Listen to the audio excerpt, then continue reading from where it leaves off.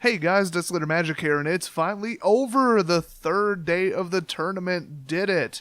We have officially given away, well, 11 prizes if you've been paying attention, but I'm not going to go into explaining that again. And better news, I finally figured out who actually won the laptop. Haven't figured out why I wrote down that 2 people won it though, that was a bit odd. And today got a little bit weird. It was a little bit short too because of, well, some really bad losses actually. Just some unfortunate, kind of close games that I just happened to barely lose. But as you can see in the background, it's a picture of the aftermath of the tournament. That's basically what all my decks look like at this point. The very first round was against Terabnivag. It's just Gavin Barrett, spelled backwards, whatever. Now, I had played Gavin before, but nobody else showed up. Seriously, nobody joined for 30 seconds. So I'm like, alright, go for it, whatever. He did get beat, though, because of some questionable blocking assignments and a questionable swing.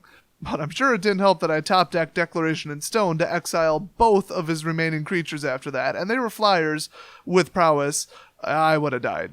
It was a very good, very close game. Round 2 was fantastic as well. It was against Pistachio __. You might know him better as Hawkmoon, though. He pulled 3 Crush of Tentacles, but he was really land heavy on his draws. He got that 8/8 Octopus token out plenty of times, but every single time I managed to compelling deterrence it. I technically bounced it back to hand, but since it was a token, I bounced it straight to hell. After that, I counterspelled all of his most important stuff, like kill spells against my biggest creatures, and I ended up killing him with a flipped Aberrant, which is of course the Perfected Form, which is a, I believe, 5/4 flyer. So since I swept 2 games in a row, I thought, hey, round 3, let's mix it up a little bit against Jake L56.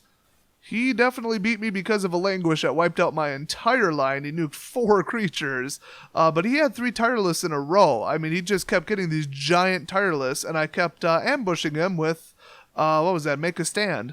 Now, to help out the win ratio, I switched to my AI testing decks. It's the decks that I hand over to the AI because, honestly, a chimpanzee could play them.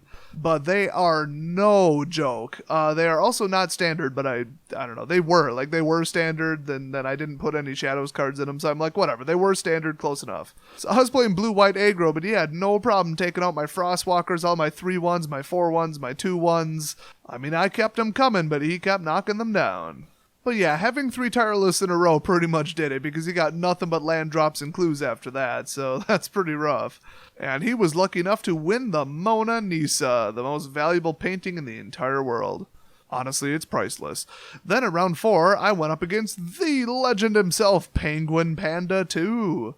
He's at least twice as talented as Penguin Panda 1. Well, I got out my Red Menace deck, which is another formerly standard deck, and I just thought, hey, why not? It'll either win or lose in 5 minutes, and it pretty much did, except for the fact that he was kind of running a control deck. Now, if you've seen my Red Menace deck, you know it's ultra fast blitz. Well, not this time. I had the most horrific sequence of boost spells, and he couldn't draw anything but lands. It was really, really, really boring. So, I ended up with 3 roasts, and then he just kept hitting me with Shambling and a Hexproof Dragonlord, which of course is flying anyway. And then on the very final swing, when I really couldn't do anything, I cast Sure Strike and a couple other boost spells, a couple, to get Ojutai up to 11/5. And then there was some funny spell canceling and just madness. But yeah, I got demolished on that one and lost the magic gauntlet to Penguin Panda 2. He is now the proud owner of the most powerful enchanted gauntlet in the entire realm. And then finally in round 5, although I feel like somewhere in there I missed a match, but whatever, it was against Luke, aka Xmage username Hardcore. So I turned on some awesome O Sleeper.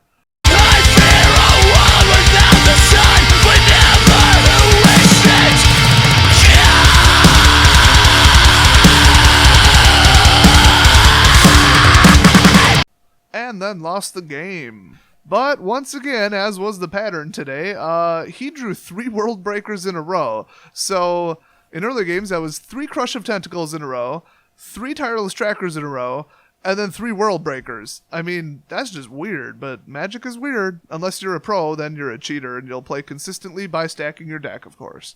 Well, I managed to exile the first World Breaker, but eventually, well, it was just too many World Breakers. And of course he did eventually exile with Worldbreaker my isolation zone and got Chandra back from prison. It was an all-out jailbreak and I couldn't do anything about it because at that point I was out of cards. I made a couple misplays, but I really think that his deck was a lot better than mine, especially with the Kozilek's return in there. So of course he won the very last prize, the isolation zone from my famous video, but I discovered that I also had another 24 karat set of gold playing cards. So I'm throwing that in with it because the isolation zone was kind of the crappiest prize anyway, even though I did sign it. I mean, yeah, I can defeat Ulamog. I mean, come on, it's a good card, but you know, gotta get some gold out there too, you know. So overall, the tournament was a riot. All the games were utter complete madness. I had so much fun playing against you guys. It was awesome. I hope to be on Xmage a little bit next week, probably testing Tap Dance. It's not quite ready for human trials yet. My researchers are actually still testing it on chimpanzees as we speak. But Jangles the Chimp is actually winning a lot of matches with it, so we might move on to human trials pretty quick.